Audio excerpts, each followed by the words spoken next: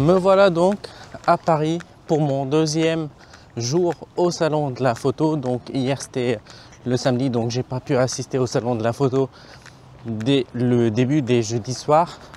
Mais par contre hier j'ai passé toute la journée là-bas et aujourd'hui je pense passer pareil toute la journée. Hier j'ai voulu faire un live sur ma chaîne en français pour te montrer un peu les stands et qu'est-ce que tu as raté si t'es pas venu, et pour te montrer un peu les nouveautés, tout ça. Mais la connexion internet, elle n'était pas top à l'intérieur, surtout l'après-midi, il y avait énormément de monde. Du coup, c'était un peu compliqué. Et c'est pour ça que j'ai décidé de faire ça, genre un petit vlog, où je vais te parler, juste avant d'arriver au salon là ce matin, je vais te parler des nouveautés, et qu'est-ce que j'ai apprécié, qu'est-ce que j'ai moins aimé et tout ça. Puis après, je vais faire un petit tour avec moi Osmo Pocket 3 au salon pour te montrer un peu les stands, l'organisation et tout ça. Allez, on va commencer. Salut, j'espère que tu vas bien. Je suis Photograbs, un photographe de portrait basé en France. Et sur ma chaîne, je parle beaucoup des caméras action, des caméras vlog, mais pas que ça. Tout ce qui touche aux appareils photo en général, ça c'est ma passion, ça c'est quelque chose qui m'intéresse.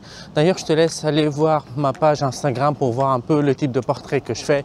Et n'hésite pas à me donner ton avis, bien évidemment. Et donc aujourd'hui, je t'amène avec moi au salon de la photo à Paris 2025. Comme ça, si tu as raté l'occasion de venir ou de voir un peu ce qui se présente, tu auras l'occasion de regarder cette vidéo et de voir un peu les stands. Comme ça peut te donner peut-être envie de venir l'année prochaine, voir un peu de près ce que le salon de la photo à Paris peut te proposer. Du coup, hier, en arrivant, donc j'ai pu aller voir les exposants et les différentes marques. Donc bien évidemment, je suis allé voir les marques qui m'intéressent personnellement et les marques avec qui j'ai collaboré et je collabore tout le temps. Donc voilà, je suis passé voir Fujifilm pour voir s'il y aura par exemple un X-T6 dans l'horizon. Et j'ai pu discuter avec plein de personnes de Fujifilm. Il n'y a pas un X-T6 en préparation. Donc ça c'est sûr et certain. J'ai demandé la question parce que récemment j'ai acheté un X-T5 et comme j'aime l'écosystème Fujifilm, donc je voulais savoir s'il y en a un X-T6 qui sort ou pas. Et il n'y en a pas. Au moins pour la première moitié de 2026, il n'y a rien à l'horizon. Donc si tu es intéressé par un Fujifilm X-T6, il va falloir attendre. Certainement ça va venir, mais il n'y a pas de date, il n'y a pas de rumeurs, de vraies rumeurs dessus encore. Par contre, j'ai pu tester le 50 mm f1.0. Ça, c'est une dinguerie. Franchement, c'est une dinguerie. Mais il est à 1500 balles. Voilà, ça c'est un objectif. Je pense un jour je vais craquer. Mais voilà, j'ai beaucoup aimé. Il est un peu lourd par contre. Mais il y a un truc que je regrette, c'est que j'ai acheté aussi récemment pour mon voyage à Londres le 1680 f4. Et là, j'ai trouvé qu'il y a le 1655 f2.8. Il n'est pas du tout lourd. Il est compact et tout. Donc peut-être un jour, je changerai le 1680 avec ce 1655. Mais bon, ça c'est mon avis. Et puis après, je suis allé voir mes copains à Newer, mes copains de Godox et Viltrox. Donc il y a beaucoup de choses intéressantes. Je suis allé voir le Nikon ZR. Ça c'est pareil, ça c'est une dinguerie avec l'écran énorme et tout. Donc j'ai beaucoup aimé ce boîtier là, même si l'ergonomie ne me plaît pas. Par contre le prix, il est vraiment compétitif. Donc la caméra, elle propose des choses beaucoup plus que le ZV-E1 de Sony par exemple. Mais le prix, il est largement inférieur. Donc ça c'est un très bon point pour Nikon sur ce boîtier là. Et je pense, il y en a plein d'ailleurs hier qui voulaient le tester, le prendre en main. Donc je pense que Nikon, ils sont sur la bonne voie sur tout ce qui est appareil hybride pour photo, vidéo et puis surtout pour la partie vidéo, donc maintenant avec Red. Donc ça peut être vraiment intéressant. Et puis je suis allé voir Sony parce que je suis intéressé par un FX30. Même si j'ai le A6700. Et entre nous, je préfère le rendu de A6700 sur le rendu de ZV-1 en vidéo. Mais donc en discutant avec les gens de Sony, bah, pareil, il me dit il n'y a pas un FX30 Mark II qui sortira au FX40 ou FX50, etc. Et donc il m'a expliqué un peu la stratégie de Sony pour le FX2. Comme il y a du monde qui voulait le FX3 mais un peu moins cher, avec un peu plus de pixels, un peu plus hybride. Donc c'est pour ça Sony ils ont sorti le FX2, même si sur internet on voit pas qu'il a eu des succès. Mais en réalité il m'a dit ça c'est l'appareil le plus vendu en ce moment. Donc le FX2 ça reste une option très valable pour les shooters de Sony. Mais moi personnellement je suis intéressé par le FX30. Et je pense qu'il y a des chances que je craque aujourd'hui pour le prendre avec moi. Bah, je te tiens au courant dans la journée.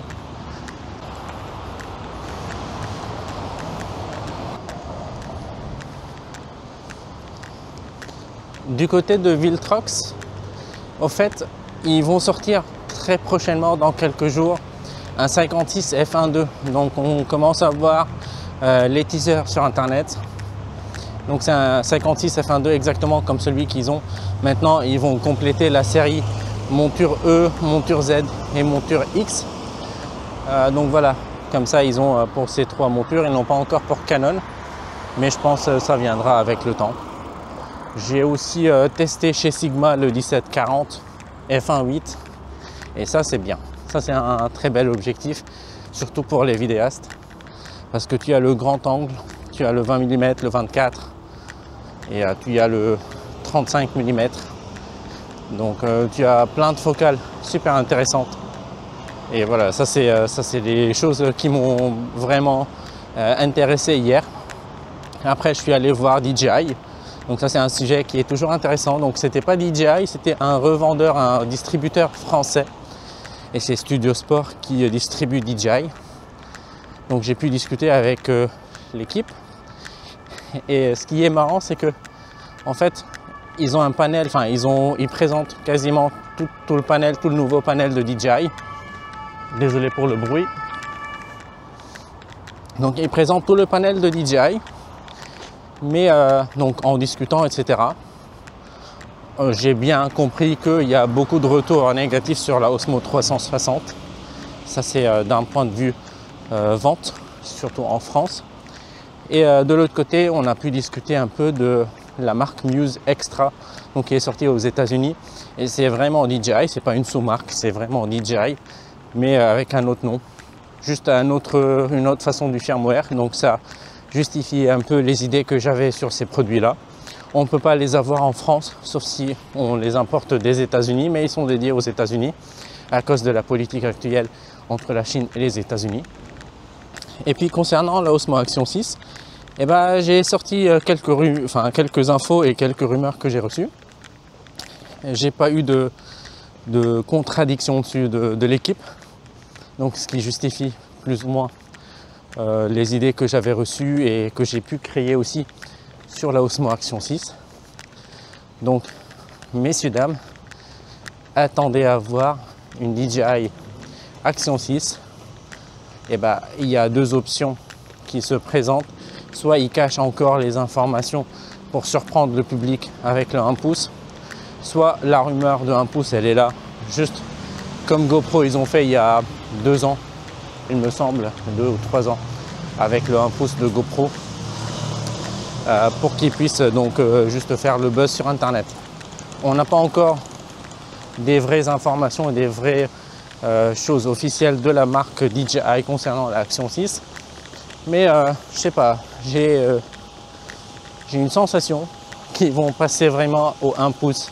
Ils gardent ça comme surprise. Par contre, encore une fois, il n'y a pas une Osmo Pocket 4 bientôt. Donc ça va être pas avant 3e ou 4e trimestre 2026. Donc ça c'est les nouvelles du côté DJI. Du côté Insta360, le stand il est super. Trop petit mais super visible avec les couleurs jaunes, c'est vraiment, on peut pas le louper quoi. Et sur ce stand là, j'ai pu discuter avec les représentants Insta360 et puis les distributeurs Insta360 en France. Et ce qui est super sympa, c'est que le drone anti-gravity A1, il est présenté au salon de la photo. On ne peut pas le tester ici, mais il va sortir bientôt pour le public. Donc il va être dispo très bientôt. Donc on commence à voir des pubs, des teasers et tout ça sur internet. Mais voilà, ça s'approche et je suis vraiment très excité pour le tester, ce drone. Ça peut être un très beau élément à ajouter dans mon sac photo, dans mon sac création de contenu. Donc voilà, j'y compte vraiment de te le montrer sur ma chaîne. Et voilà, maintenant on arrive au salon.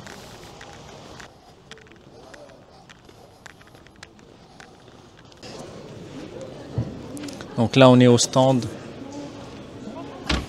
Picto et Sio. Plutôt c'est Sim comme ça. Donc c'est quoi ce logiciel basé sur l'IA? Bonjour, donc c'est une application qu'on va installer sur un Mac et qui va permettre d'organiser tout votre contenu. Et donc, on peut la fonctionner sur Windows ou que sur Mac pour le moment? Aujourd'hui, il ne tourne que sur Mac. Okay. Voilà, on a commencé sur le Mac et en fait, c'est une application qui va permettre à la fois d'indexer tout votre contenu qui peut être sur des disques, sur des NAS, sur là j'ai des petits disques comme ça. On va être compatible avec les logiciels que vous utilisez habituellement, comme Lightroom, Capture One, DxO Photolab. On va récupérer effectivement si vous avez mis des mots-clés, etc. dans ces logiciels-là. Et puis, une fois que nous on a tout indexé, là, donc là, ça marche sur les b-roll, sur les vidéos? Ça marche sur les vidéos, okay, effectivement. Super. Ouais. Donc ça marche à la fois sur les photos, sur les vidéos. Et ça prend en charge les formats professionnels si jamais vous avez des caméras Blackmagic ou vous filmez en MXF, enfin ce genre de choses. Là, on sait lire les formats professionnels. Et donc, comment ça marche? En fait, une fois que tout est dans le logiciel, je ne sais pas si vous voyez l'écran, et ben voilà, vous pouvez ensuite taper une recherche.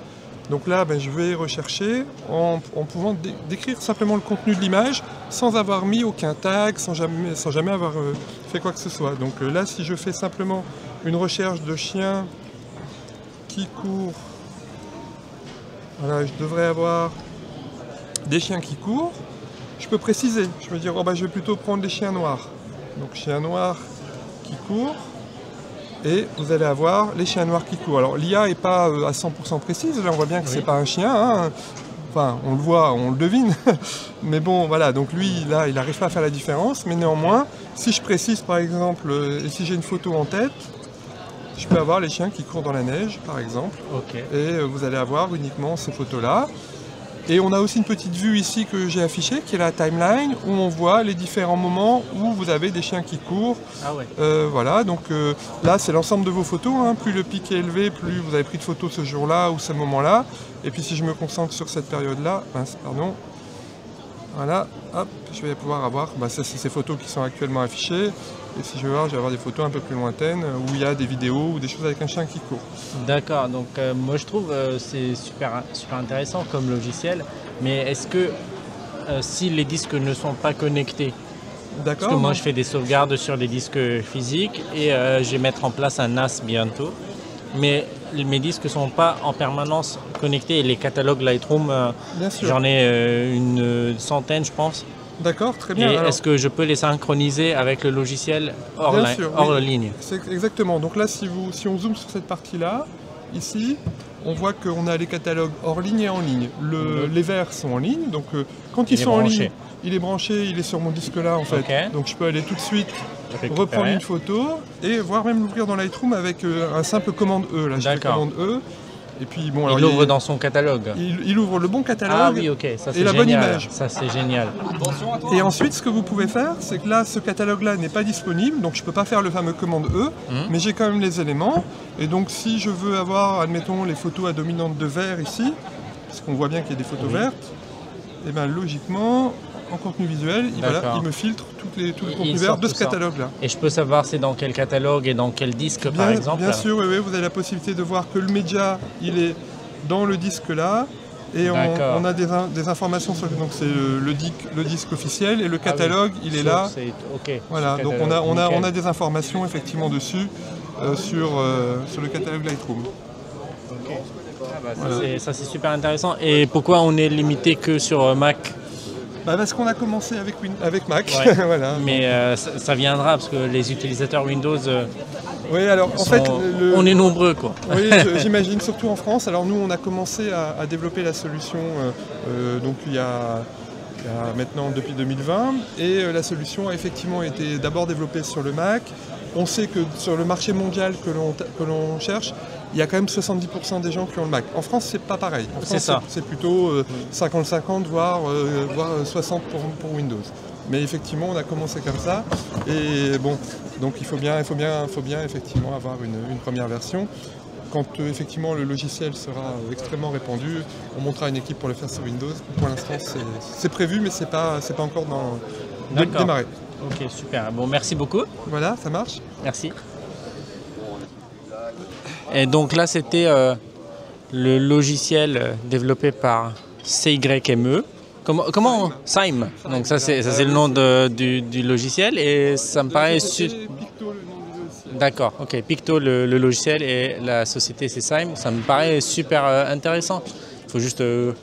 pour les utilisateurs Windows que ça arrive bientôt, mais je trouve que ça c'est vraiment bien. Donc n'hésitez pas à aller regarder le site web si vous avez un Mac, ça peut vous intéresser. Est-ce qu'il y a des essais gratuits ou des choses comme ça pour que les gens puissent tester? Oui, bien sûr, on peut essayer la solution.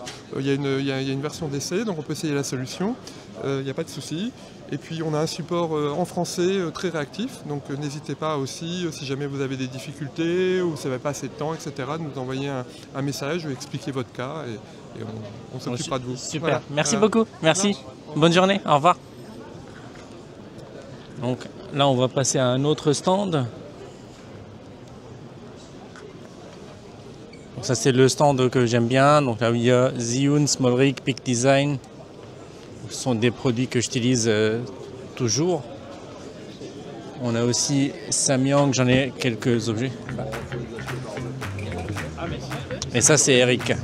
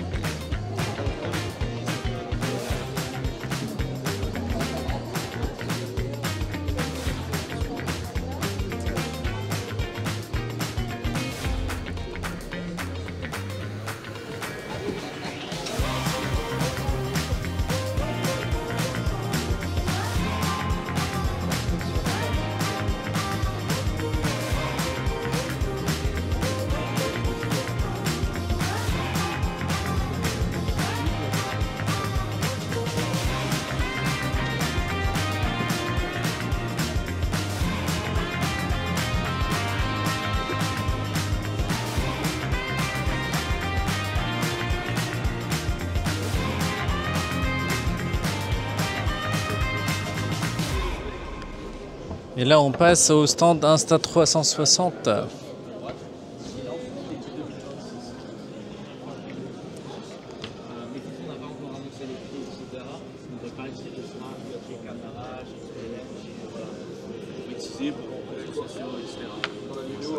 Et le fameux A1 Anti-Gravity, il est là.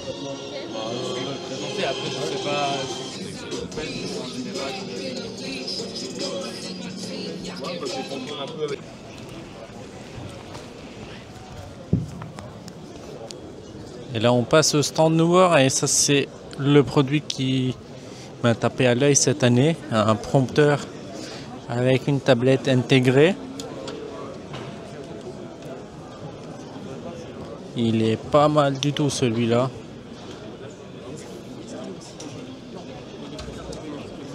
On peut mettre la caméra par ici et avoir une ouverture vers le prompteur. C'est pas mal.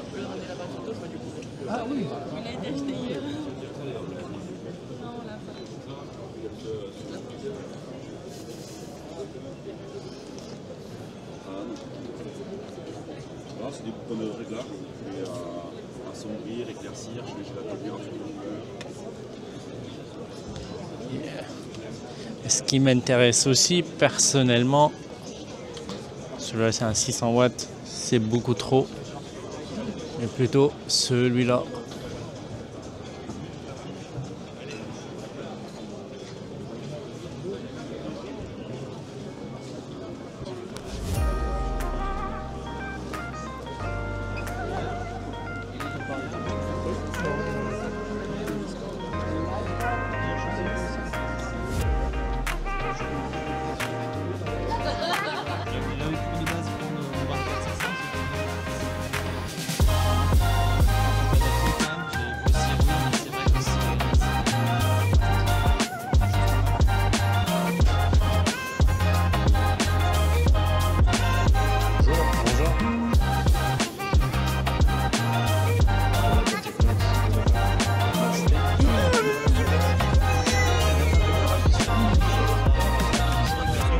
Parce que si j'ai pas un café toutes les heures, je vais mourir.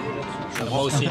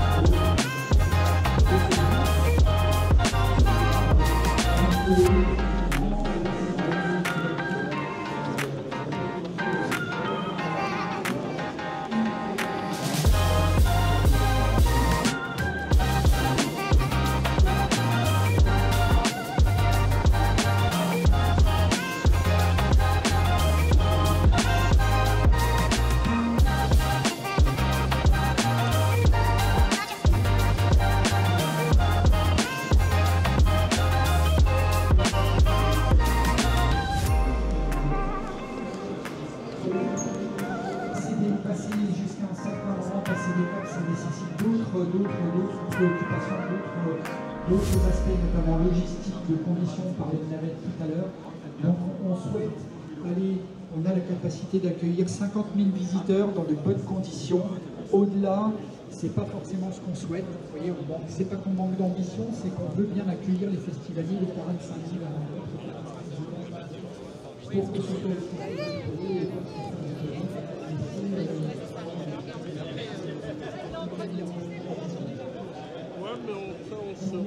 et on peut créer un menu personnalisé pour les paramètres dont on a le plus besoin.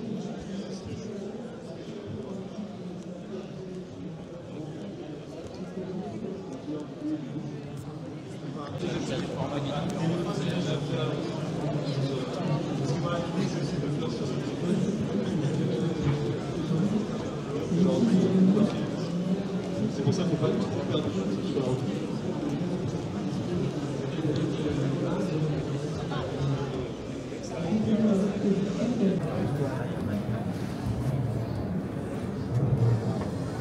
On a un PC qui est enroulable. Non.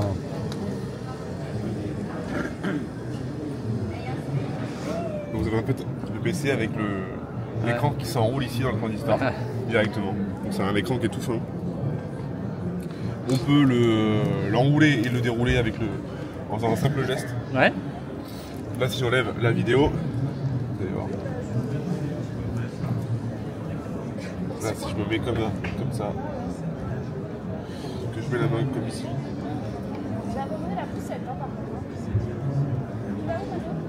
Il détecte la main et ensuite il me dit tu peux y aller. Et là, l'écran peut descendre. Non, il descend pas. Ça n'a pas marché.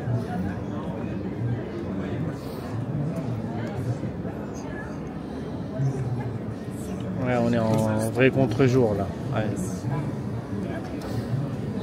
Ah, c'est Tout pas nouveau, on mal. fait aussi des écrans 3D sans lunettes. Bon, après on est sur un budget.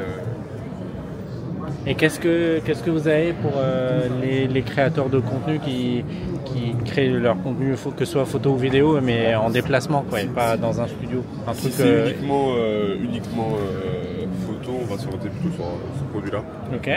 Qui est à la fois avec un écran tactile et qui a des caractéristiques assez bonnes pour la retouche.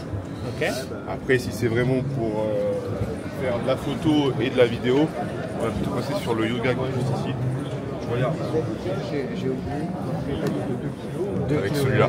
D'accord. Il y a tout ce qu'il faut pour être Et ils sont lourds. Ils sont lourds. Ils sont pas légers, ouais. Ouais. Ils sont pas légers. 2,2 kg, ouais. Après, on peut partir sur du 14 pouces, comme celui-ci, avec de meilleures caractéristiques. D'accord. On va le blow up un petit peu.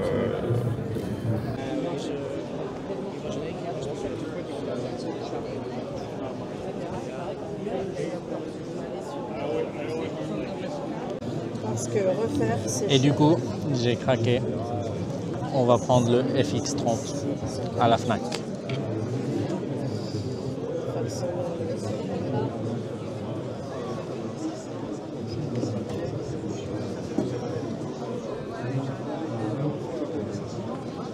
ça sera à ce niveau-là.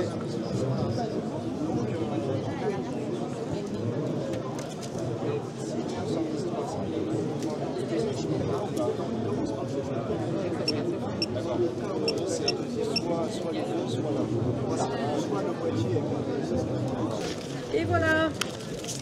Merci beaucoup. Merci à vous. Hop, c'est bon. Merci. Merci, bonne Au revoir. journée. Au revoir.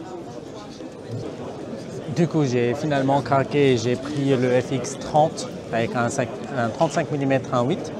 Mais d'ailleurs, je vais juste rectifier un truc. C'est que concernant DJI, là je suis devant le stand DJI. Et du coup, il y a la Osmo Action 6 qui sortira dans 2 semaines. Il y a beaucoup de discussions en coulisses pour la Osmo Pocket 4. Mais par contre, les images générées par IA qu'on a vues concernant les rumeurs et tout ça, ça je pense que c'est faux. Mais il y a vraiment de sérieuses discussions sur la Osmo Pocket 4. Et il y en a même, j'ai entendu là, des bruits qui disent que ça va être peut-être avant la fin de l'année. Est-ce que c'est vrai? Est-ce que c'est pas vrai? On va voir, mais il y en a une marque qui fait des accessoires qui me dit voilà, ça va être avant les fêtes de fin d'année pour la Osmo Pocket 4. Donc ça, c'est une information que je partage avec vous dans ce vlog. Je pense que c'est l'information que tout le monde attend. Et pour la Osmo Action 6, ça va être d'ici 2 semaines, en principe, si DJI ne change pas d'avis encore une fois sur le lancement de cette caméra. Allez, hop. Et là, je suis avec Eric Gibaud. Voilà, Bonjour ça, Ami, Eric. ça va?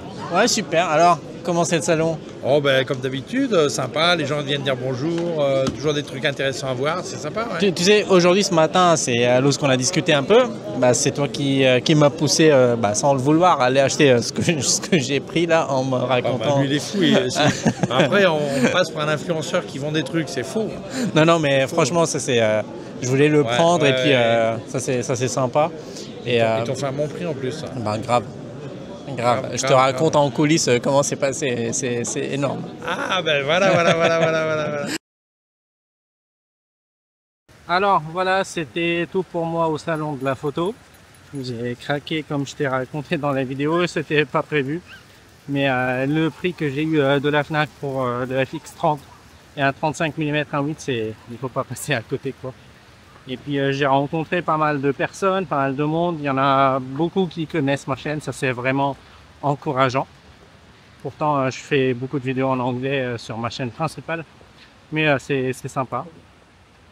J'ai eu pas mal de personnes, pas mal de collègues, pas mal de gens que je suivais sur YouTube depuis longtemps, comme Monsieur Camara, F1.4, Sébastien Roignan et Eric Gibaud bien évidemment et plein d'autres. Donc voilà, c'est tout pour aujourd'hui. J'espère que tu as aimé ce vlog parisien dédié au salon de la photo et je te dis à très bientôt pour d'autres vidéos. Ciao!